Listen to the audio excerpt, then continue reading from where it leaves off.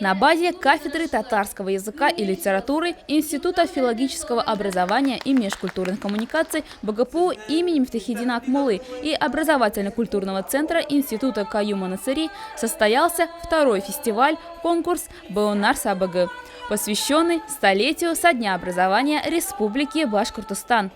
Фестиваль-конкурс «Уроки поколений» организован в рамках реализации гранта главы Республики Башкортостан, направленного на сохранение и развитие государственных языков Республики Башкортостан и языков народов Республики Башкортостан.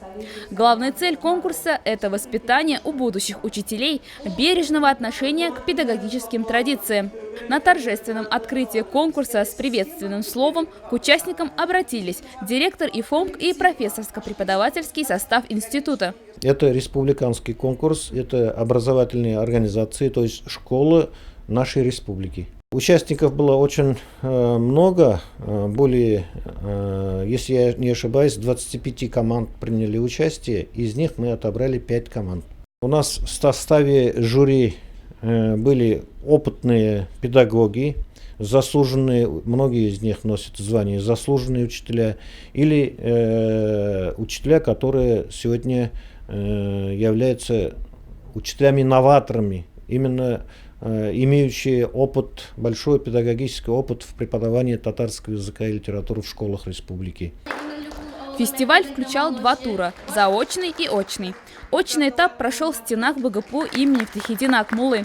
По результатам видеоматериалов и научных работ жюри отобрало 5 команд. Команды школ Бураевского, Чекмагушевского, Дюртилинского, Миякинского районов Республики Башкортостан и команда Кушнаренковского многопрофильного профессионального колледжа. В каждой команде заявлены учитель, образовательная организация Республики Башкортостан, школьник и студент. Участники в творческой форме представили жюри визитную карточку. Учителя-наставники из каждой команды провели мастер-классы для студентов первых и 5 курсов татарского отделения Института филологического образования и межкультурных коммуникаций. Учащиеся школ и студенты защитили свои научно-исследовательские проекты. Также состоялся круглый стол «Преемственность педагогических традиций и прогрессивная практика в обучении татарскому языку и литературе». По итогам всех испытаний жюри определило победителей и призеров. Обладателем гран-при фестиваля конкурса «Беонар САБГ» стала команда Дюртилинского района Республики Башкортостан, школа села Осянова имени Шейхзады Бабича. Сейчас век коммуникационных технологий, мы общались по видеосвязи. На выходных я приезжала домой, и там собирались в школе. Пытались сделать свое дело и в душу вкладывали нашу работу, старались больше показать эмоции и подготавливались, скажем так, на все 100. Девочки молодцы, всегда оперативно работали.